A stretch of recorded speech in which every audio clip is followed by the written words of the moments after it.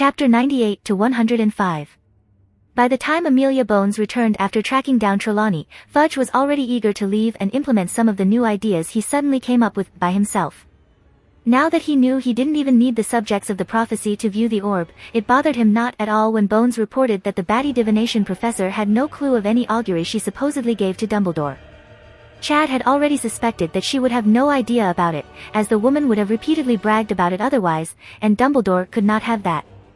This woman took great pleasure predicting people's death in each and every one of her classes, after all. Purely for clout. With Bones' news of a dead end in their investigation, Fudge, almost giddy with the desire to leave, used it as the perfect excuse to be on their way. He thanked Harry Potter for his time as he disappeared in a flash of flame with a confused Amelia, after practically impelling her through the Flu network.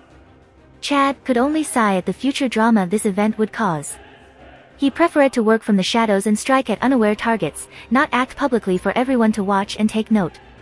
This was how he had accomplished so much without being challenged at every turn. Australia was the perfect example of what happened when someone tries to do things out in the open. It forces everyone affected by your decisions to defend their own interests, and thus, oppose you. Too many times, in either fiction or non-fiction, was this exposed as the natural laws of the universe. Humanity was selfish, and if someone bit off more than they could chew, they would be *tch slapped back into place by those affected.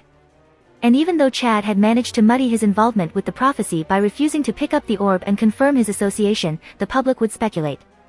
Especially now with Fudge on the warpath and Trelawney was aware she wasn't a complete hack.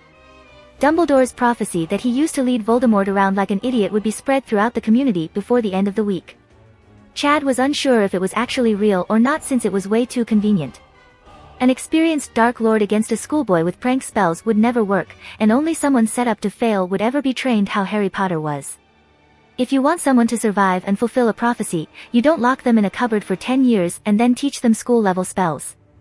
But it mattered little at this point. Voldemort only existed as a Horcrux in the Lestrange Vault, and Chad held the only people that could access it. He was not worried about the resurrected Dark Lord that would suddenly focus all of his energy trying to kill him because of it. What did annoy him though, was that it would bring more attention, from both the media and the loyal Death Eaters still running around free. Maybe he could sacrifice Neville to the populace that would be searching for someone else to worship before they inevitably turned on them. Other than being marked by Voldemort, he did fit the other criteria. But to be honest, so did a lot of people if you squinted hard enough when reading the Poem of Vagueness. There was no mention of which year the person must be born, nor the Dark Lord in question. For all Chad knew, if Dumbledore didn't make it all up, then it could possibly be about him. Trelawney was sitting right in front of him. Dark Lord Dumbles was most likely the trigger to her prophetic episode. That was the problem with prophecies, the interpretation would never be clear and could be forced to suit any scenario. Born to those who have thrice defied him, born as the 7th month dies. And the Dark Lord will mark him as his equal, but he will have power the Dark Lord knows not. And either must die at the hand of the other, for neither can live while the other survives. Because of Horcruxes and Harry Potter's parasite, not to mention his scar, it was often immediately attributed to him. But nowhere in the text did this give specifics, answers, or confirmation. One way to look at it, if you chose to view it as about Harry Potter, was that his parents disobeyed Dumbledore's orders 3 times and Harry would have to kill Dumbledore if he ever wished to be free of his manipulations. After all, Dumbledore did way more harm to Harry Potter with his deliberate actions than Voldemort ever did. He had no idea what the power the Dark Lord knows not referred to. Other than it certainly wasn't love, that would be ridiculous. Still, Chad fully believed that the poorly written poem was contrived by Dumbledore to play Tom Riddle like a chump. Meeting Trelawney at the pub owned by his brother that hates him, when all other interviews are held at Hogwarts. Snape overhearing only the first sentence before running off to tell Voldemort. The most likely subjects of the prophecy being children of Dumbledore's burnt chicken lackeys. Sure sounded like fate loves Dumbledore and hates Tom and Harry. Still, after thinking about misdirecting the target of the prophecy onto Neville for a minute, he ended up deciding to just let everyone believe what they wanted without confirming anything.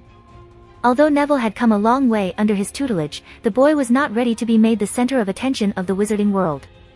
Plus his overbearing grandmother might start to cause problems. Of course, he would also be starting rumors that it was fake and merely a ploy by the power-hungry Dumbledore to regain his fame and influence. No point in not using the situation to his benefit. Glancing around at the McGonagall's modestly decorated office and finding nothing of interest, he decided to give the old woman her room back and head off to his own. He would need all the sleep he could get in the coming days of turmoil. Sure enough, the next day saw Trelawney strutting around like she was the best thing since sliced bread, and dropping hints at the power her third eye was capable of.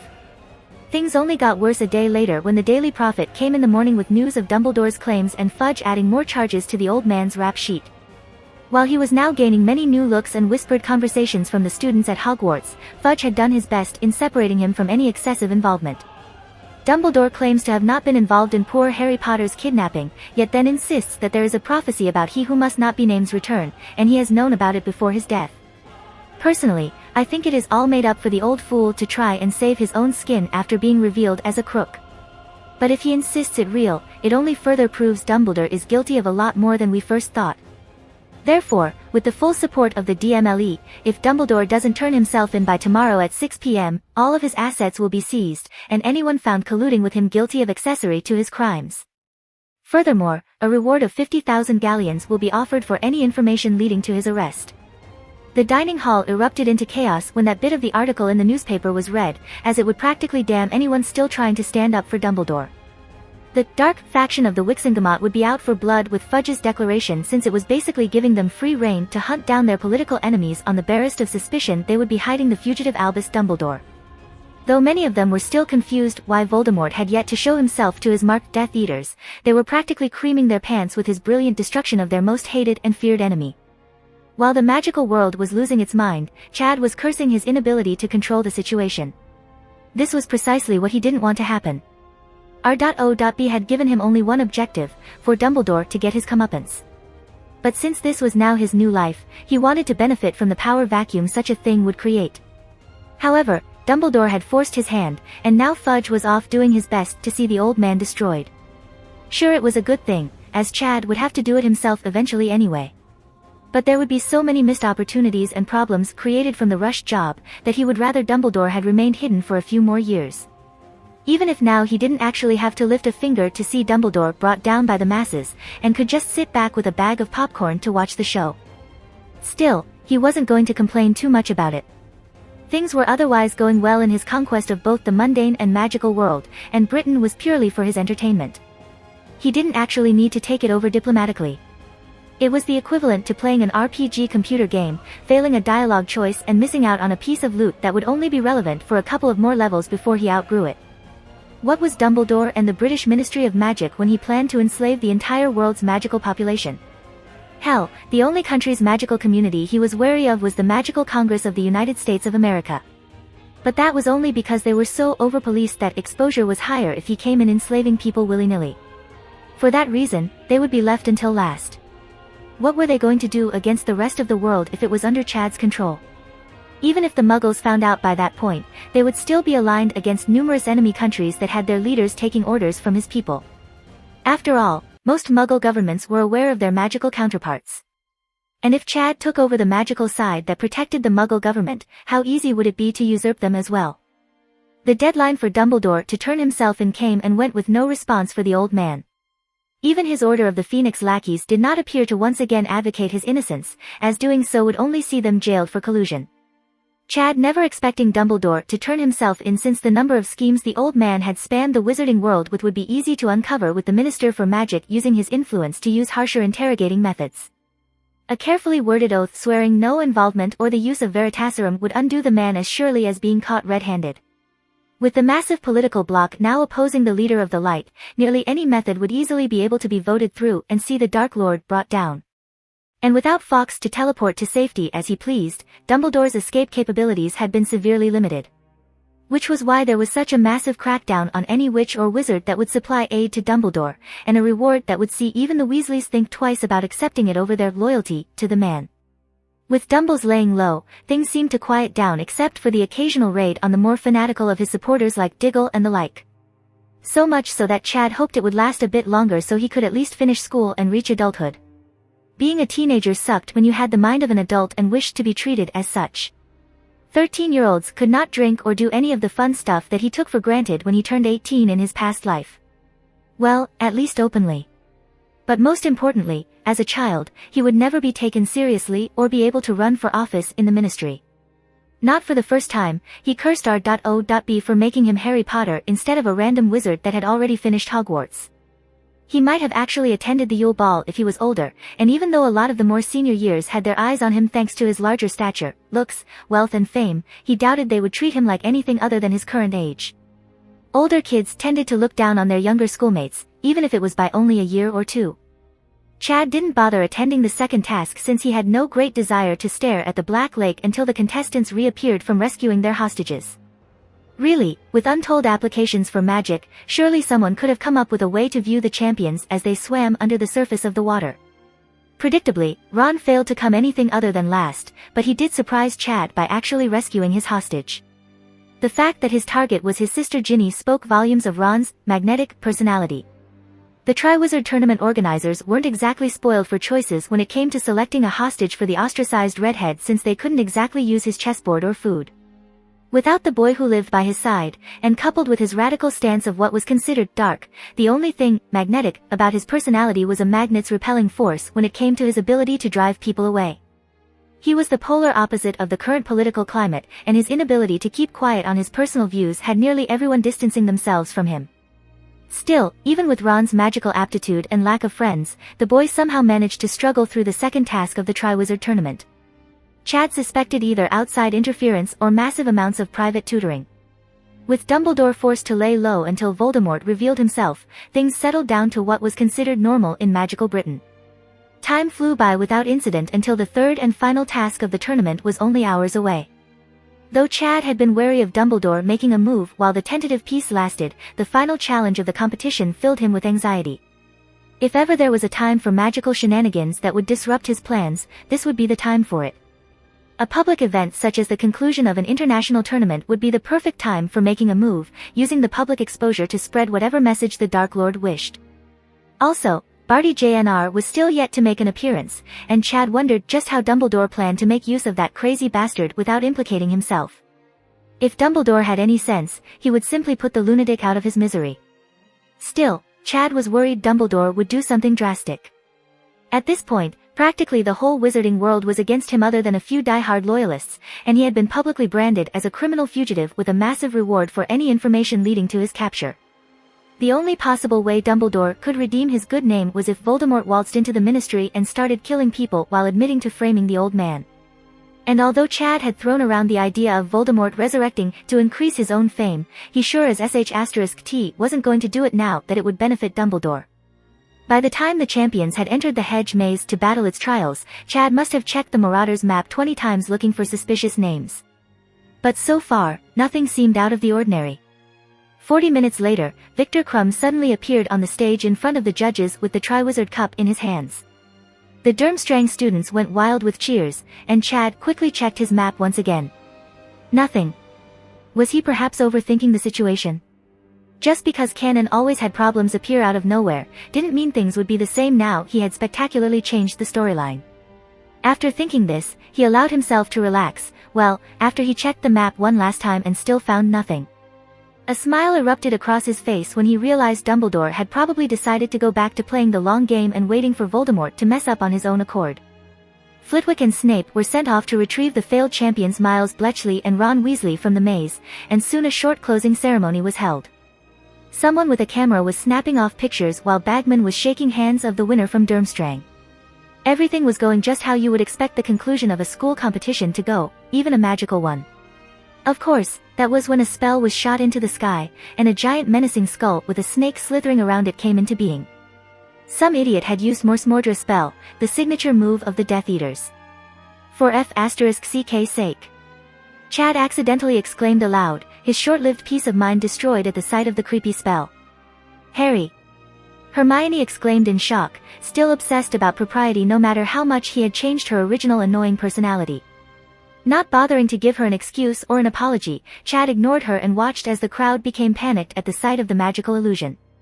Chaos was only a step away, and the herd mentality of the crowd was just waiting for the first person to make a move so they could follow their lead, much like an army on the cusp of defeat when the first person flees for their life. It quickly turns into a rout. thanks to the frightened minds of those seeing the first offender leg it, they would be quick to do so as well. It was the perfect moment to imprint the identity of those attacking in the subconscious of the crowd, even if it was untrue. Witnesses to a crime usually had problems accurately recollecting what they saw at the best of times, let alone in stressful situations. But once their opinion was formed, it rarely changed, even if all the facts are put in front of them to prove otherwise. Dumbledore is attacking. Run, his Death Eaters are here! Yelled the poor student that happened to make eye contact with Chad. It only took a split second for him to wandlessly cast legilimency on the unprotected mind of the closest student, and he had his leader of the sheep to control the momentum of those gathered. There was no way he was going to do it himself, that would put him under too much scrutiny and waste all of the effort he made staying off of Dumbledore's radar. Word would undoubtedly get back to the master manipulator if Harry Potter yelled out commands that would negatively impact him. Just like Chad predicted, the panicked sheep took the incentive to flee screaming. The threat of the most powerful wizard turned dark too much for their minds to handle. A few unfortunate people were trampled when they fell to the ground in the manic stampede. Such was the chaos and danger of large numbers of people packed together. Those running for their life rarely stopped to help others. A small group of masked men in cloaks had emerged from the forbidden forest and started firing stunners at those closest to them just after everyone ran thinking Dumbledore was going to kill them. Even if he was the one behind the interruption to the festivities and had scripted this attack, Chad couldn't have timed it better than what had just occurred. Fear from the giant skull in the sky had overridden the crowd's rationality. Chad's unwitting patsy had yelled out Dumbledore as the culprit, and then these obviously fake Death Eaters started shooting stunners. If these were real Death Eaters, the streams of magic flying through the air would be green instead of red, and the victims would never wake no matter the counter curse or spell cast on them. Luckily, everyone hit by the stunners was at the edge of the mass of fleeing witches and wizards, and everyone was running away from the attackers. Those stunned were not trampled to death. But with such an uncontrolled exodus, there was bound to be many injuries. The deadline for Dumbledore to turn himself in came and went with no response for the old man. Even his Order of the Phoenix lackeys did not appear to once again advocate his innocence, as doing so would only see them jailed for collusion. Chad never expecting Dumbledore to turn himself in, since the number of schemes the old man had spanned the wizarding world with would be easy to uncover, with the Minister for Magic using his influence to use harsher interrogating methods. A carefully worded oath swearing no involvement or the use of Veritaserum would undo the man as surely as being caught red-handed. With the massive political bloc now opposing the leader of the light, nearly any method would easily be able to be voted through and see the Dark Lord brought down. And without Fawkes to teleport to safety as he pleased, Dumbledore's escape capabilities had been severely limited. Which was why there was such a massive crackdown on any witch or wizard that would supply aid to Dumbledore, and a reward that would see even the Weasleys think twice about accepting it over their loyalty to the man. With Dumble's laying low, things seemed to quiet down except for the occasional raid on the more fanatical of his supporters like Diggle and the like. So much so that Chad hoped it would last a bit longer so he could at least finish school and reach adulthood. Being a teenager sucked when you had the mind of an adult and wished to be treated as such. 13-year-olds could not drink or do any of the fun stuff that he took for granted when he turned 18 in his past life. Well, at least openly. But most importantly, as a child, he would never be taken seriously or be able to run for office in the ministry. Not for the first time, he cursed R.O.B for making him Harry Potter instead of a random wizard that had already finished Hogwarts. He might have actually attended the Yule Ball if he was older, and even though a lot of the more senior years had their eyes on him thanks to his larger stature, looks, wealth and fame, he doubted they would treat him like anything other than his current age. Older kids tended to look down on their younger schoolmates, even if it was by only a year or two. Chad didn't bother attending the second task since he had no great desire to stare at the Black Lake until the contestants reappeared from rescuing their hostages. Really, with untold applications for magic, surely someone could have come up with a way to view the champions as they swam under the surface of the water. Predictably, Ron failed to come anything other than last, but he did surprise Chad by actually rescuing his hostage. The fact that his target was his sister Ginny spoke volumes of Ron's magnetic personality. The Triwizard Tournament organizers weren't exactly spoiled for choices when it came to selecting a hostage for the ostracized redhead, since they couldn't exactly use his chessboard or food. Without the boy who lived by his side, and coupled with his radical stance of what was considered dark, the only thing magnetic about his personality was a magnet's repelling force when it came to his ability to drive people away. He was the polar opposite of the current political climate, and his inability to keep quiet on his personal views had nearly everyone distancing themselves from him. Still, even with Ron's magical aptitude and lack of friends, the boy somehow managed to struggle through the second task of the Triwizard Tournament. Chad suspected either outside interference or massive amounts of private tutoring. With Dumbledore forced to lay low until Voldemort revealed himself, things settled down to what was considered normal in magical Britain.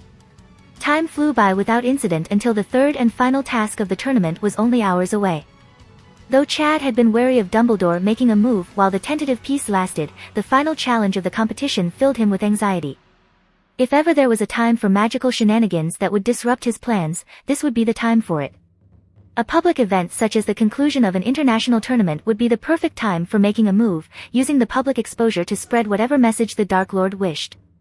Also, Barty Jr. was still yet to make an appearance, and Chad wondered just how Dumbledore planned to make use of that crazy bastard without implicating himself.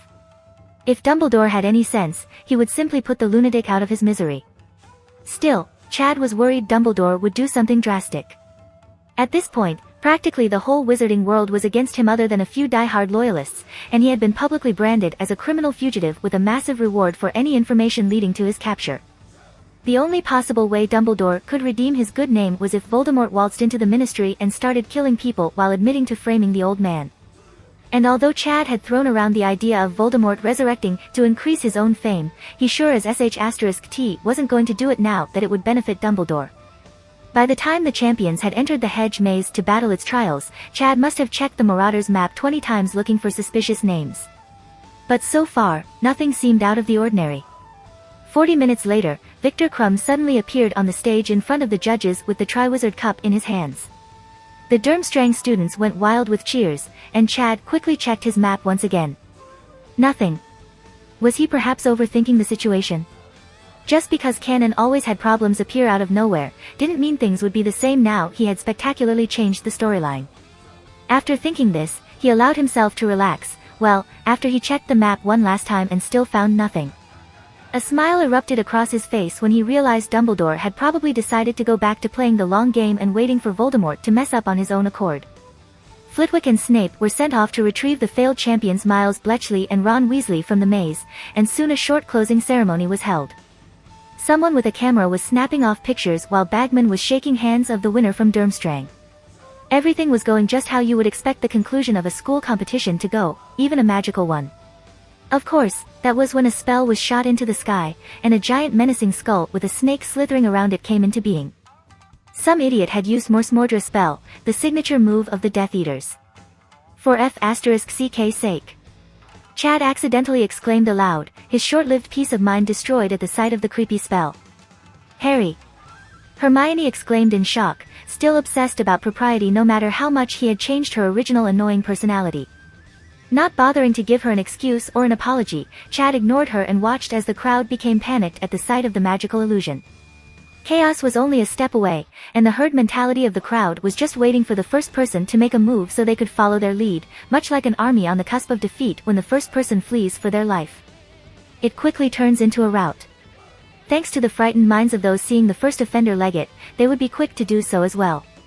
It was the perfect moment to imprint the identity of those attacking in the subconscious of the crowd, even if it was untrue.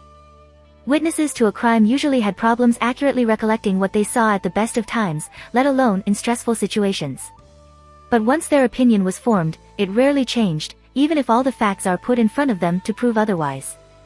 Dumbledore is attacking. Run, his Death Eaters are here!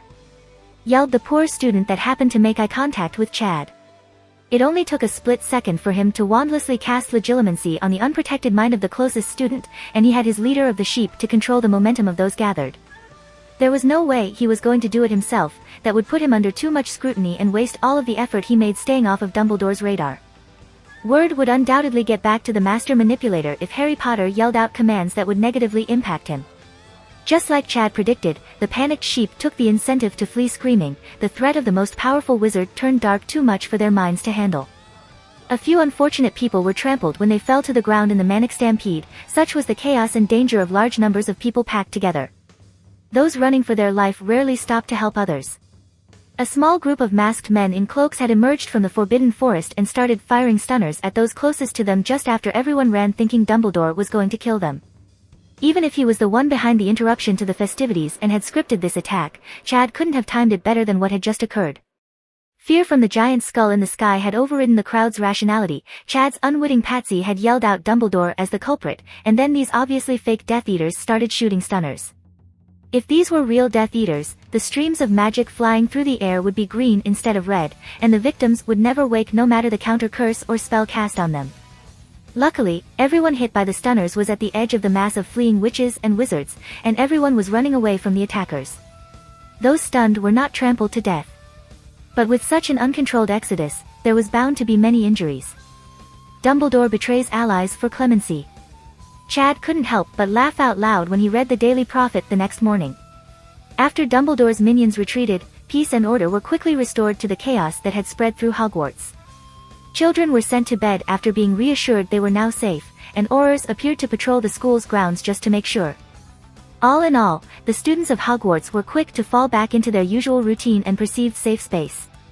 Hogwarts was the safest place in the world, after all. Which was weird for Chad, but considering that in canon this happened many times, he was not exactly surprised. How a mass attack of Dementors at a Quidditch game was so quickly forgotten showed just how different Magicals were from Muggles. While Chad had been writing to Rita with the details of what had transpired, he suddenly had an ingenious idea. A way to isolate Dumbledore from even his most staunch supporters. Well, at least all those not under some sort of mind control. One man against the world was not as big of a threat than if he has supporters. And what better way to isolate Dumbledore than for everyone to think he exposed the names of the Death Eaters that had viciously attacked the place that held everyone's heirs? How else would the Aurors know the identities of the masked men, unless Dumbledore himself had given them up? No one was going to trust or work for someone that would betray them so easily. A couple of people might say this was surely evidence that Dumbledore was not evil, but their opinion would be nearly as effective as a fart in the wind. The majority would see only betrayal or guilt. Chad was gaining a few queer looks for laughing so hard while reading the news, so he settled down and finished eating his breakfast. The public opinion of Dumbledore was so low that no matter what Chad did, it would never influence it positively. Especially since that would only be a problem if people connected the dots that Chad was involved in the man's downfall. Which, to be honest, would not be too hard to figure out considering Chad's relationship to Rita Skeeter and his past interactions with Dumbledore. Still, Chad looking like a crazy person was not ideal even if it didn't affect his plans. With Dumbledore's reputation in tatters, the only course of action left to take was to put him out of his misery. This was to prevent any extreme reactions that could endanger Chad or the Statute of Secrecy. Just like a crazy Voldemort doing something stupid to alert the Muggles, Dumbledore may decide he had nothing to lose by taking the entire magical population down with him. The only problem was how to draw out Dumbles and then kill him without taking the blame. While he was thoughtfully chewing on the last piece of his bacon, Lilith the bacon-addicted owl having eaten the rest, Chad was drawn out of his reverie by a group of Slytherins heading for the Gryffindor table. This was going to be interesting.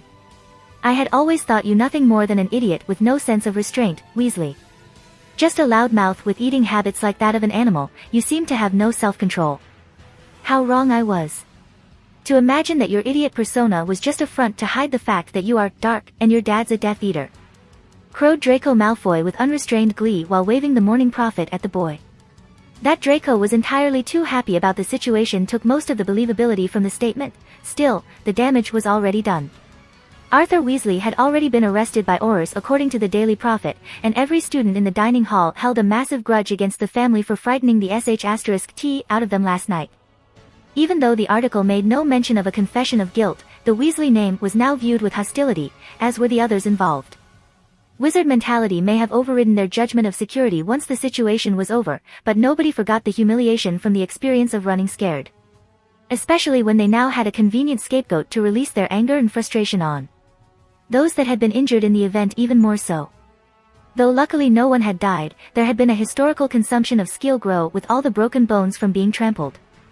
Mediwitches had been called in to help treat the many injured children, further exacerbating the negative opinion of the fake Death Eaters. Without Dumbledore coming forward and denying that he didn't betray his minions, they would think he was responsible for their capture. And Dumbledore, sure as sh*t, was not going to publicly admit he was the one that ordered them to attack Hogwarts. Even if it was to force Voldemort into the open. In everyone's mind, the only way Dumbledore could clear his name is if he went to an official hearing and made a magical oath on his innocence. Unless Dumbledore publicly swore on his magic, no one would believe anything he said.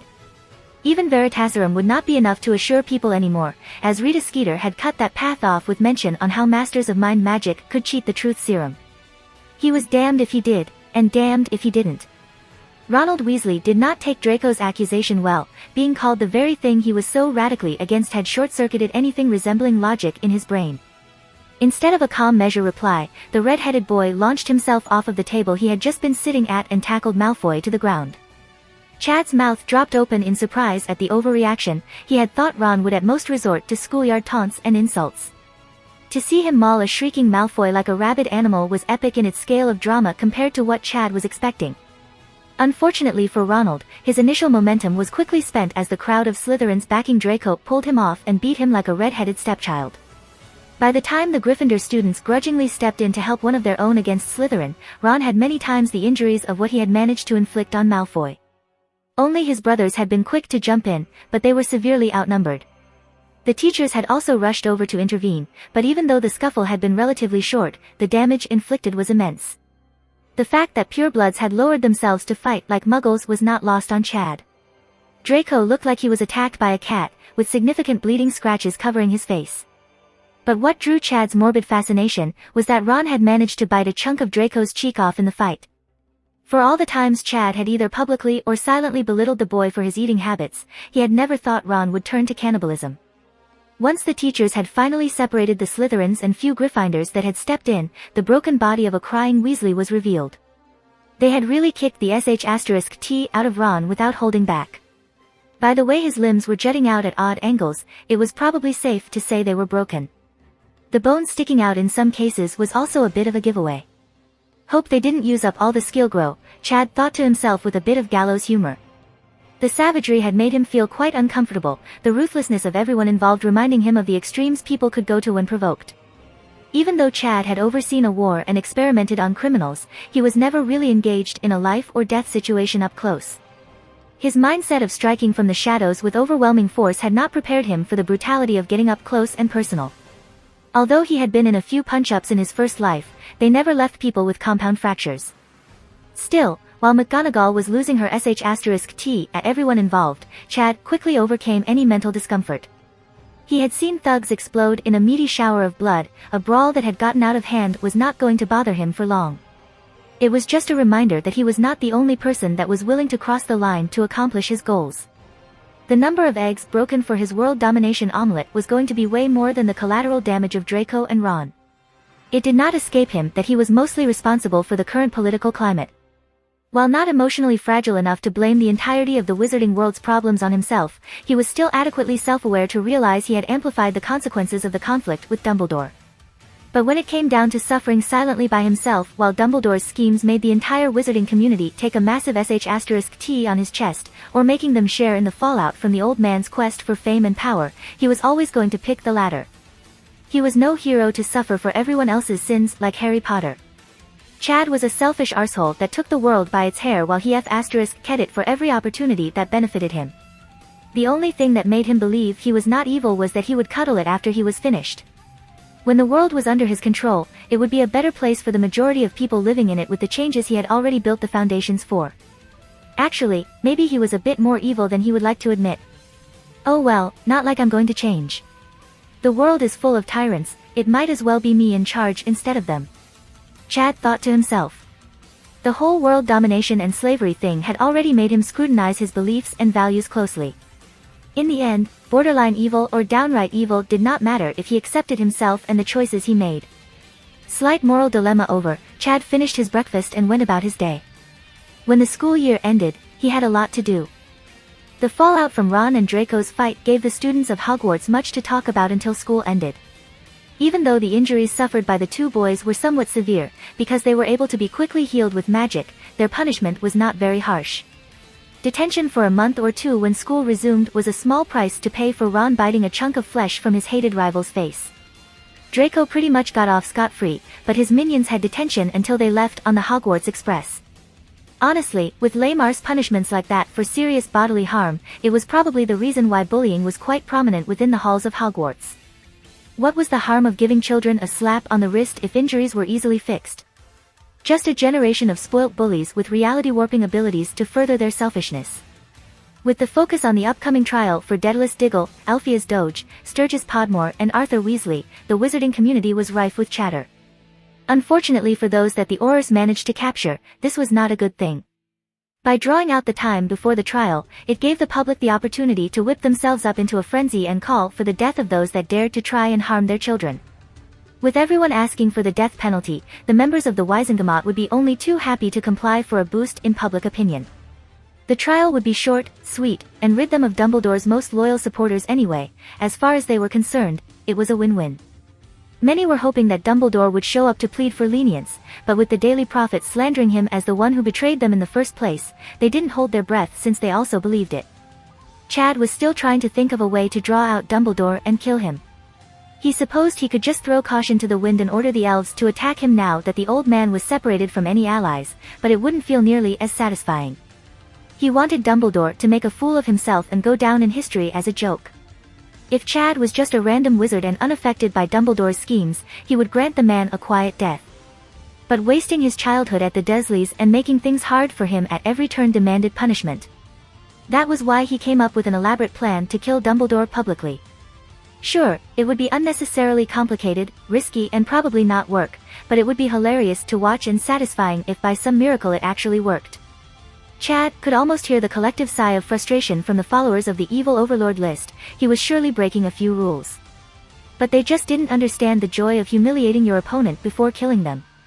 Of course, even though Chad was going to do something as stupid as playing with his prey, he was not retarded enough to do so by putting himself in the spotlight. It was time for Tom Marvolo Riddle to make an appearance at the Ministry of Magic and ally with them against Dumbledore.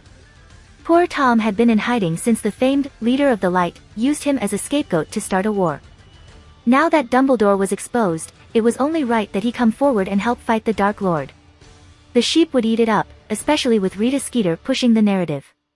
The Wizarding World was the poster child for the success of propaganda, the magical world equivalent for CNN.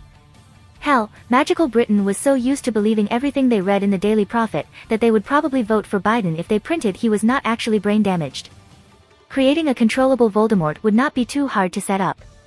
Luckily, even though Chad purged all of Voldemort's useless memories from his mind, he had left a backup holodisk for occasions such as this. But it would not really matter if he didn't, since there was still the Hufflepuff cup in Gringotts to pilfer for unfiltered memories of Riddle's life. All Chad had to do was pick a random Australian wizard that he didn't like, wipe his mind, make him look like an aged Tom Riddle before becoming a snake/human hybrid, and then fill his head with carefully edited memories. The man would think he was Tom Riddle that was on the run after Dumbledore framed him as a Dark Lord. With no other memories to contradict his story, both magical oaths and Veritaserum would make it seem like he was telling the truth. Because, to the new Tom Riddle, he would be. Of course, this would not stand up to anyone that knew legitimacy, but since everyone was on a witch hunt for Dumbledore, no one would really look too closely when supplied with more proof of the man's guilt. Even if they did suspect Tom Riddle of something and checked his mind, Chad wouldn't care if the man was imprisoned or killed. He was just a throwaway pawn in the first place.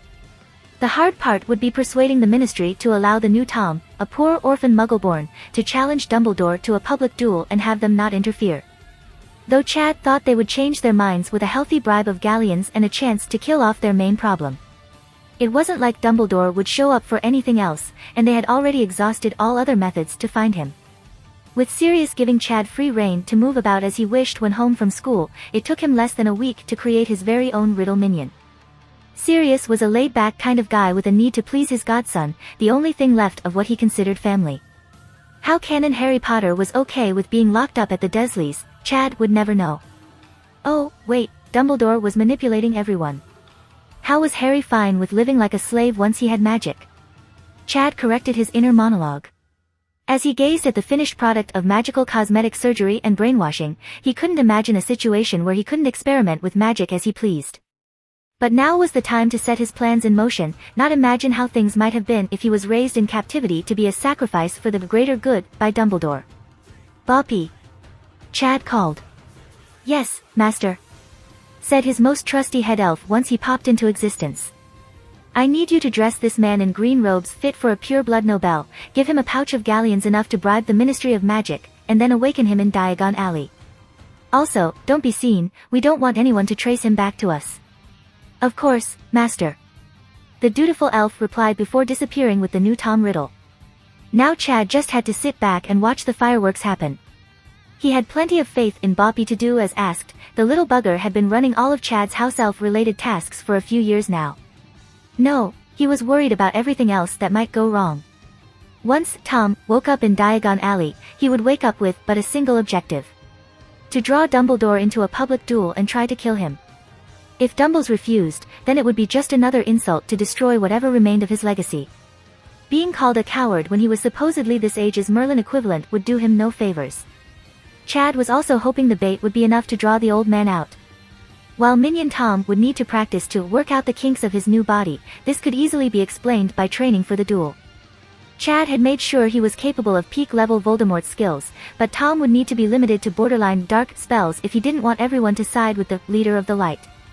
Killing Dumbledore was only half of the goal. It was a slight gamble to equip his minion with a deadly arsenal of magic and fighting abilities, but when you had complete control of someone's mind, little was left to chance. Chad had literally built up Minion Tom's mind from scratch. After all, a code phrase or command was child's play. Of course, he wasn't stupid enough to teach his new killer mind arts. That would be incredibly dangerous for everyone involved. An unleashed, new and improved Voldemort was not what Chad wanted running around destroying his plans. He only needed a single-use weapon that he could dispose of after it had done what it was created for. Later that night, Rita came home to 12 Grimmauld Place in barely restrained excitement, and Chad did his best to appear interested and shocked at all the right places. "You will never believe what happened today. A man went to the Ministry of Magic and challenged Dumbledore to a public duel. And they allowed it." Rita burst out, unable to wait for a guess at her rhetorical question. "Really, what's his name?"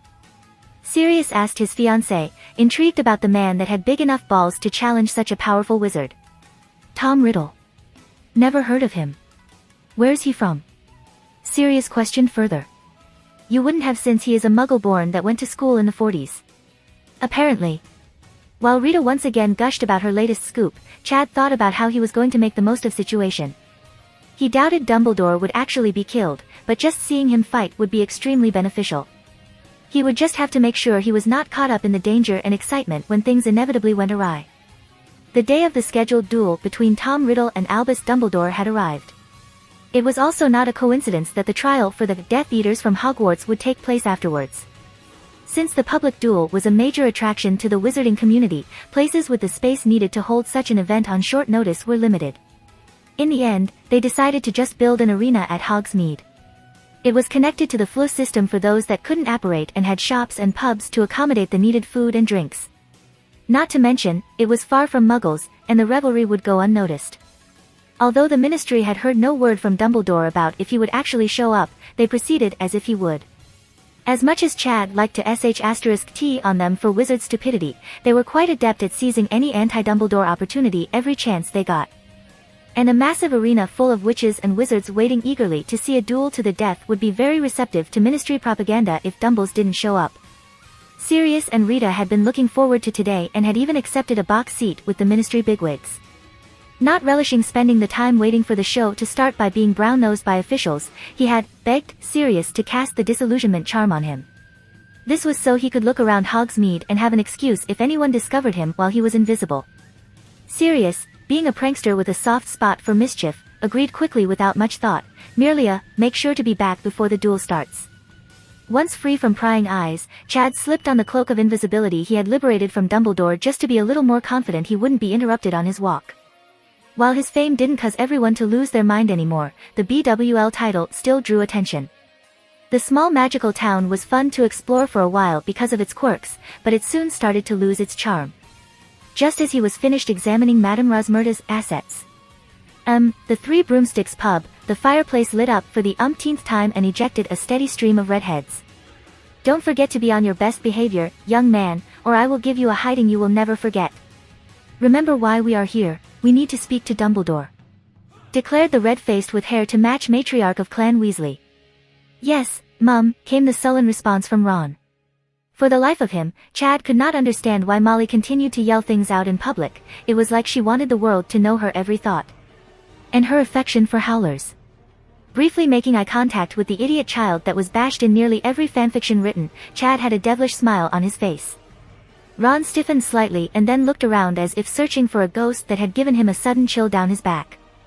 Is this the fabled instincts of a wild animal? Chad thought to himself as he backed away and made his way back to where Sirius was.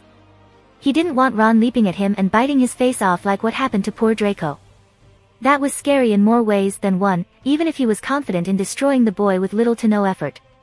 It was pretty good timing anyway, since if the Weasleys had turned up, then it was a good indicator of the time because they were always late for whatever event they were going to. Getting close to midday, the time selected for the duel to start, the makeshift arena was filling up rapidly with excited magical folk.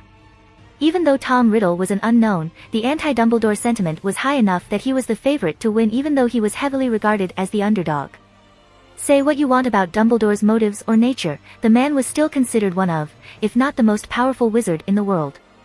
For a man that nobody has ever heard of to show up and battle Dumbledore was worthy of respect, even if everyone thought he would die. Just before the clock struck 12, Cornelius Fudge made his way out to the middle of the arena for a bit of publicity. Re-election was coming up, and this was an opportunity too good to miss. Ladies and gentlemen, I would like to thank you all for coming today to see something that will go down in history as one of the greatest magical duels the world has ever seen. The Ministry of Magic is here to serve the people, and when one of our citizens enacts his right for a duel to settle personal wrongs against him, we could only oblige. Even though Albus Dumbledore is a wanted criminal. For this reason, we have made it clear that Albus Percival Wulfric Brian Dumbledore has 12 hours of grace while we halt our manhunt of him for the many crimes he is guilty of committing against our community. Hopefully, his evil reign of terror will end today. This is at the behest of Tom Marvolo Riddle, grievously wronged when he found out Dumbledore's true nature as one of the evilest and vile Dark Lords in history when he was but a child at Hogwarts. He has been in hiding since 1945, fearing for his life while the world thought the leader of the light was a righteous man, not a beast in the guise of a human. We can only hope that Albus still has enough common decency to face his crimes head-on and answer this man's courageous challenge. For even though the result will not absolve Dumbledore of the crimes committed against the Ministry of Magic, it is the only chance Tom Riddle will have to gain closure. The trial for Dumbledore's loyal followers that he betrayed for the chance of absolving his many crimes will also be held after this event. And since we have agreed to 12 hours of peace, he will have the opportunity to speak on their behalf if he so wishes. Now, without further ado, it is time for what we are all gathered here to witness. The duel between Tom Riddle and Albus Dumbledore, if he even shows up. Finished Fudge, the sonorous charm amplifying his voice so that everyone could clearly hear him besmirch Dumbledore. While the crowd was chattering excitedly about Fudge's speech, Tom walked out to the arena to wait for his opponent's arrival. The minister even made a point to shake Tom's hand and thank him for his bravery and help in fighting for justice as they passed each other. Of course, it was loud enough for a few people to overhear it and spread it through the gathered masses, a masterful performance. If nothing else, Fudge was great at swaying public opinion. He needed to be to get elected in the first place when he was middling at best as a wizard. Time slowly ticked by as the man that thought he was Tom Riddle waited in the center of the arena for Dumbledore to show up, and soon half an hour had passed. The old man's penchant for arriving late to every important event was once again in full force. Though in this situation Chad could hardly fault him. Even General Akbar would believe this a trap, and he didn't see anything coming until it was firing at him. The crowd was slowly becoming belligerent as they sat around waiting for Dumbledore to turn up so they could watch someone die. At this rate, if he didn't appear soon, he would have lost any chance to regain some of his past glory and worship. Suddenly, as the crowd was cursing Dumbledore's lineage, the man himself appeared out of nowhere 30 meters away from Riddle. He must have been scoping out the arena for danger before operating directly into the dueling field. Teleportation was too overpowered. Immediately, the crowd seconds away from rebellion roared in approval, and they sat back satisfied they hadn't wasted their time. Riddle was quick to seize the chance to set the narrative and barked out a few damning words before Dumbledore could do so. Dark Lord Dumbledore. Today is the day you are brought to justice for stealing my life from me. He yelled, his voice magically amplified so the crowd could hear him easily. Now Tom, we both know it was your own choices that. Dumbledore tried to respond with his own sonorous charm active before Riddle cut him off. Liar. I was just a child, and you tried to mold me into a monster so you could be the hero that slays it, just like you did to Grindelwald.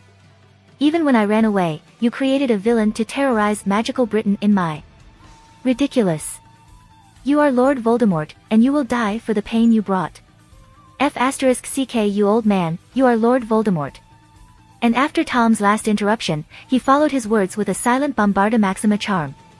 This was never going to be a platform for Dumbledore to clear his name, well, unless he won. Dumbledore easily reflected the spell back at Tom when his wand magically appeared in his hand and followed it up by transfiguring 2 dogs to life. The Elder Wand was keen for battle.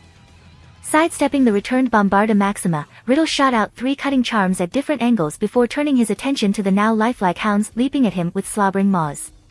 Protego! He shouted as he slashed his wand, and a shield charm came into existence in front of him.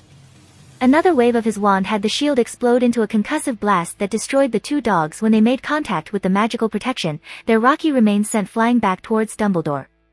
On and on the magical spell slinging went with intense fury, neither party gaining the upper hand. For a man over 100 years old, Dumbledore moved like a someone in his prime, probably because of a ritual he preached against.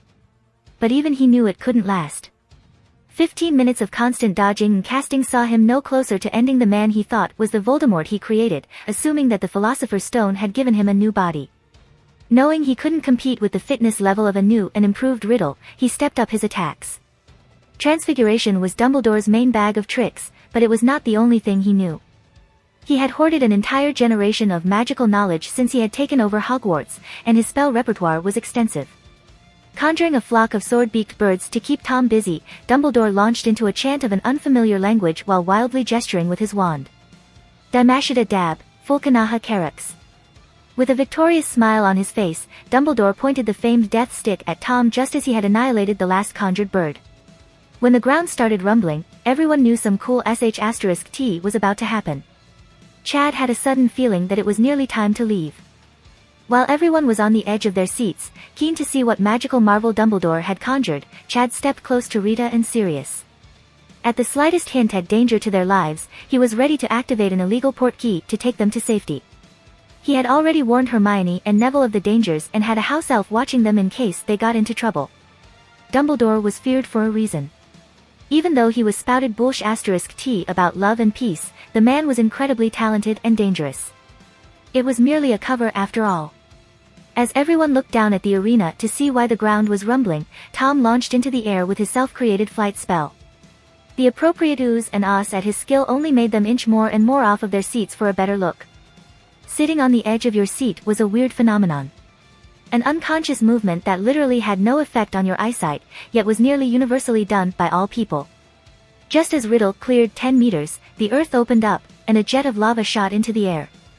Dumbledore had created a mini volcano, and it seemed to somehow aim itself at its selected target. The surprise of the spell took Tom a second to adjust his flight, but it was enough time to cover one of his feet in fiery goo. With a determination that seemed to shrug off any pain, Tom cut off the affected limb and continued to fly through the air dodging Dumbledore's hail of spells. It was a good thing that Chad had thoroughly modified his minion's body, or the pain from having your foot melted off would have ended the fight as surely as if he was hit by the killing curse. Dumbledore, a veteran fighter, would not have missed such an opportunity to finish him off.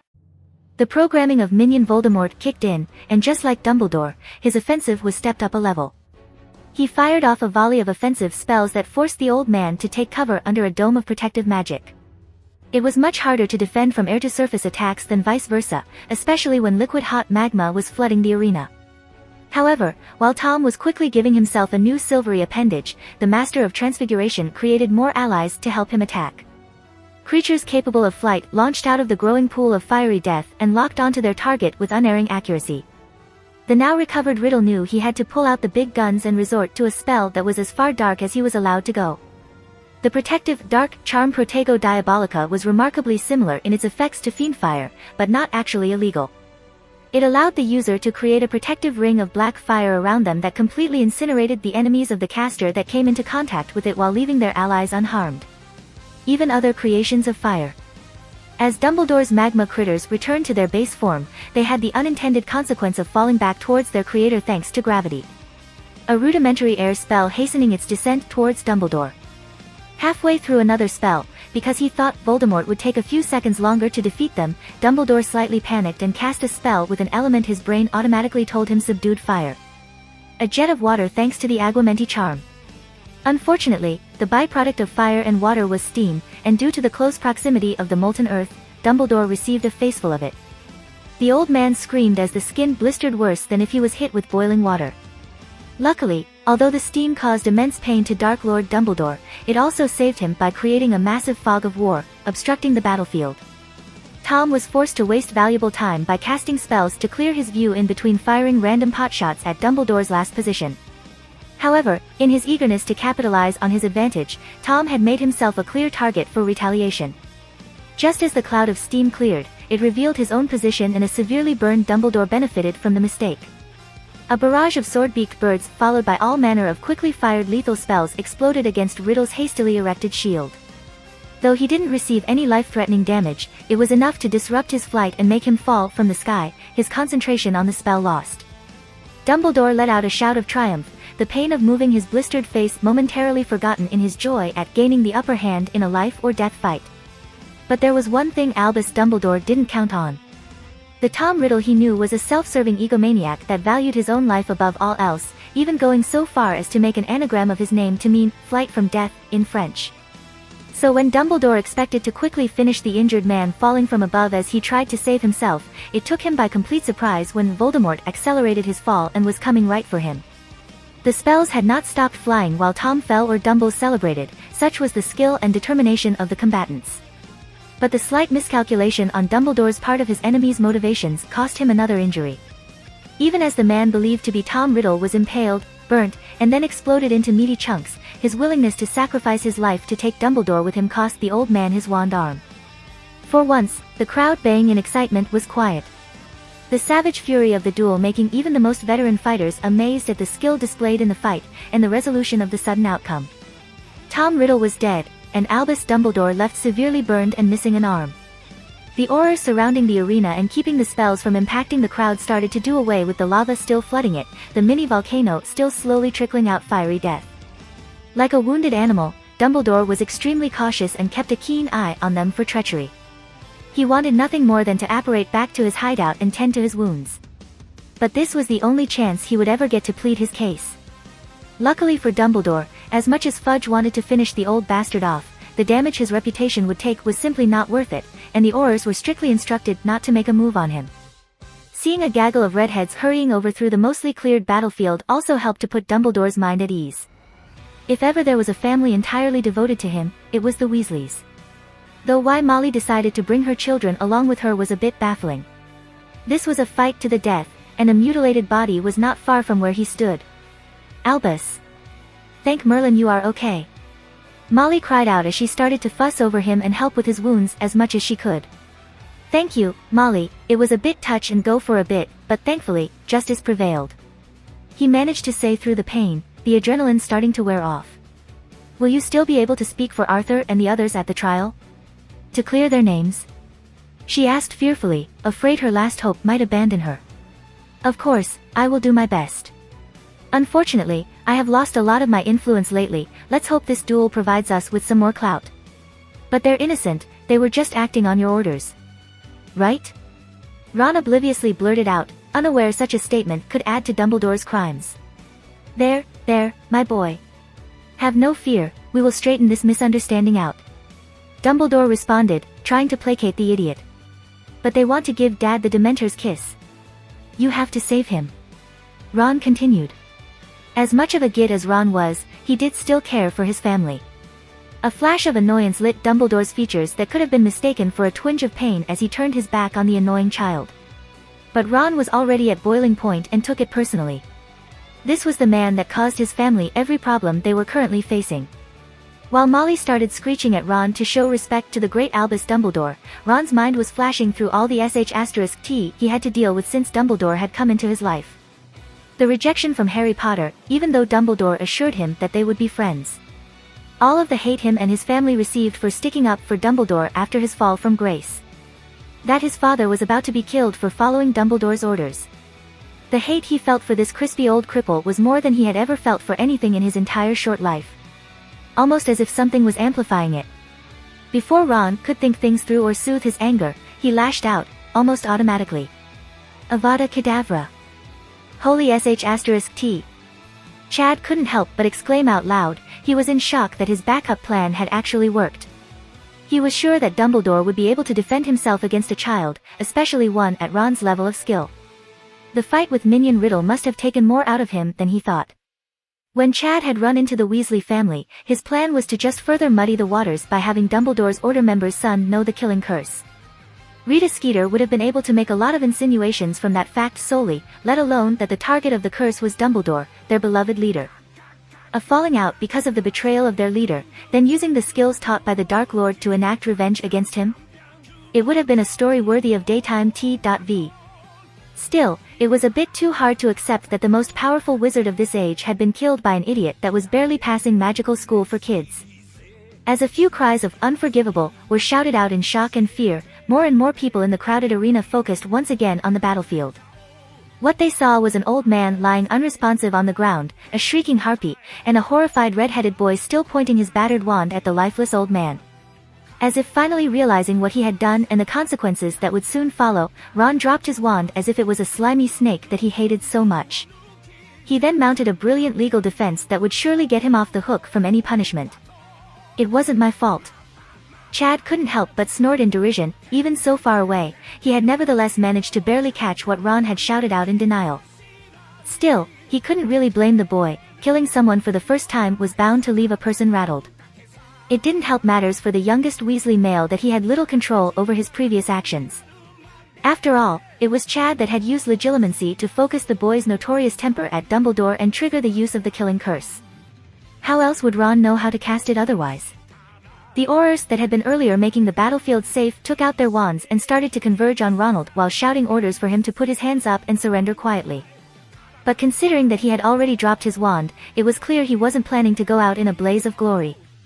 However, before anyone could get close enough to arrest him, a black formless mass of energy with a human-like face screamed its way out of Dumbledore's corpse. The Aurors that had their wands out reflexively shot out stunners at the corrupted soul, but the spells did nothing to it, merely passing through it and managing to hit a few members of the gathered Weasley family. Those of the red-headed family still conscious started screaming. They were already in shock at watching their hero Dumbledore killed by one of their own, and this new development was just too much. Ron, now wishing he still held his wand, shrieked in fear as the vengeful spirit of Albus Dumbledore flew at him. Just like what happened to Harry Potter when he killed Quirrell in canon, Ron was blasted off his feet and into unconsciousness when the disembodied soul passed through him and flew off into the sky. Before Chad could do anything to stop his most dangerous foe from getting away, the world froze. The sound of clapping hands drew his attention. Turning, he saw an old man with long white hair and beard and dressed in flowing white robes. The man was the picture of a stereotypical wise, caring grandfatherly god, full of warmth and nothing but concern for his faithful followers. R.O.B. Who else was capable of such feats of magic as to freeze the entire world while leaving some untouched by it? He had created it after all, or at least powered the phenomenon of it splitting/duplicating from the original Harry Potter universe. Good work, my boy, but what took you so long? Things were getting boring watching you bumble around building up organizations and playing magical dictator. The omnipotent being drawled out after he stopped slow clapping. Chad looked at the omnipotent being with a healthy dose of fear and suspicion, the loving grandfather act having long ago been dispelled by both Dumbledore and this god's actions. Still, with a hint of excitement, Chad suddenly remembered Rob's last words to him when he was thrust into this universe. "When you die, if you do a good job, I will grant you a single reasonable wish." But he was confused at Rob's sudden appearance. It was way too early for his reward. Chad could only question the man. "What do you mean took too long?" "You said, when you die, meaning that this was my new life. Of course I was going to set myself up in a position of power to live out my days after getting rid of Dumbledore. Only an idiot doesn't plan for the future." "Oh, I did say that, didn't I? Well, I'm not going to sit around and watch some slice of life bullsh *T, that would be way too boring. No, it's time for your next jump." The god with unlimited power cheerfully informed his entertainment. "What do you mean jump?" Chad asked with trepidation. The buzzword, jump, could only mean he was now involved in a jump chain. Would he now have to continue jumping through hoops for eternity? Though it wouldn't be without a lot of fun and benefits, no free will would severely put a damper on things. Surely you have read those web novels that describe a chosen plebeian traveling the multiverse for our amusement? Congratulations, now you have joined their ranks as a member. Rob replied gleefully. But I didn't get a warehouse or even any choice points to spend. And what about my wish? Well, we can start that stuff now, I guess. But your next jump has already been decided. I want to see some medieval warfare and drama. You are off to Planetos. You must be joking, why would I want to go to the Game of Thrones world, no internet, dental hygiene, or even toilet paper? Also, you do know that Planitos is not that world's real name, right? Oh, what is it then? Yeah, that's what I thought. Here, have a look at the CYOA document and choose your skills and stuff. Chad could only sigh. Game of Thrones would not be even in his top 20 places to visit if he had any choice about it. Well, I suppose magic should overcome any of the inconvenience of living in the Iron Age. Good thing I know a few cleaning spells, Chad said, trying to psych himself up for his new situation. Yeah. Hate to burst your bubble, but you are not keeping your magic. Only your CYOA choices will be in effect. Rob said with a malicious smile. Oh, in that case, I will take my wish now and end our contract. You can stick living in a world where the slightest cut might kill you from infection or where bathing is considered a luxury right up your arse. Chad said with conviction, no way in hell was he down for that. He might as well continue living here where he was on track to rule the world and had magic. Sweet, sweet magic that made the impossible possible. Giving that up to become a vanilla mortal while facing dragons and the Night King? Yeah. No thanks. Hey come on, don't be such a pansy. Haven't you watched the show? There is no magic on that world until the dragons come back when Daenerys births her dragons. And even then it is not strong. Don't give me that sh*t.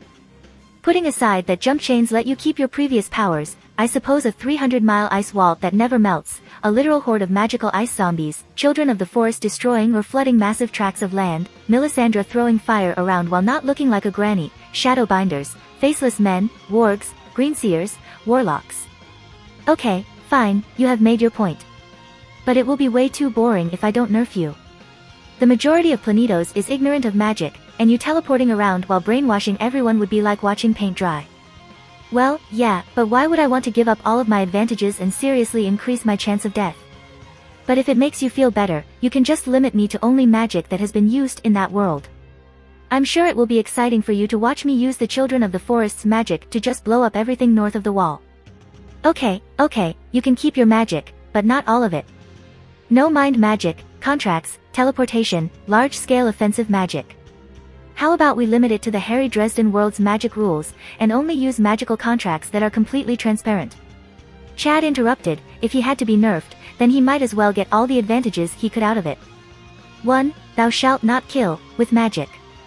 2. Thou shalt not change another. 3. Thou shalt not invade the mind of another. 4. Thou shalt not enthrall another. 5. Thou shalt not reach beyond the borders of life.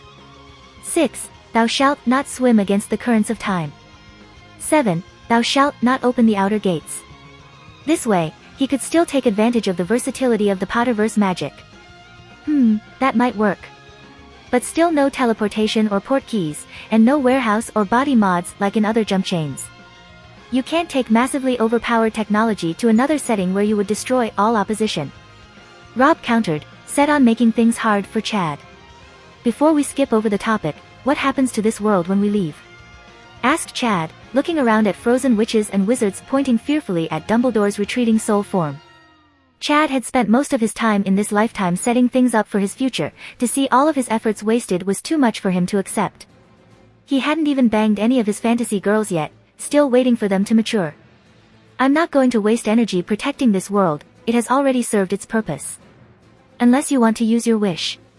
What followed was a more thorough bargaining session to iron out every detail of their jump chain future together. Since Rob chose the next world, Chad would get to keep his magic, but he would need to pick from a list of CYOA/jump documents for all future world selections himself. The rub was that he would not be able to use any pre-existing magic, skills, or talents. He would need to rely on his choices from the documents of his new jump. It was a harsh trade-off, but since he could pick his own destination, it would be easy to gain valuable skills to replace what he lost. However, since things needed to be fair for him to play Rob's game, he did get a few benefits from this. Any drawbacks, flaws or complications that dealt with the loss of previous skills or warehouse access could still be taken for extra choice points. Also, any skills or abilities lost would be regained once his jump ended, otherwise, what was the point? However, the main benefit of a written contract was that Rob wouldn't be able to just change things as he pleased. He might still be able to out-lawyer Chad, but he would no longer have to fear Rob spicing things up in a jump. Chad wasn't sure if cutting a jump early counted since it still meant he won and gained a new world to add to his future galactic empire. Being able to revisit a world and tie up loose ends took away anything negative from a premature victory caused by Rob's boredom. Rob had nearly made Chad use his wish solely to retain access to the Potterverse he had just spent years building up, but in the end, he saw the trap and added all conquered worlds to his future interdimensional empire. The problem, though, was Rob was a god. Just as Chad felt proud of himself for not wasting his wish, Rob asked how he planned to travel between his worlds. But rather than make another deal that would see Chad undoubtedly lose something of value, he decided to just make his third jump to a place that could grant him dimensional travel. With everything agreed upon, Chad's only request from Rob was a month to relax before he lost all forms of technology that he has taken for granted. As someone that didn't even like camping, a medieval setting was going to be hell. Also, he needed to kill off Dumbledore before he turned as annoying as Voldemort in canon.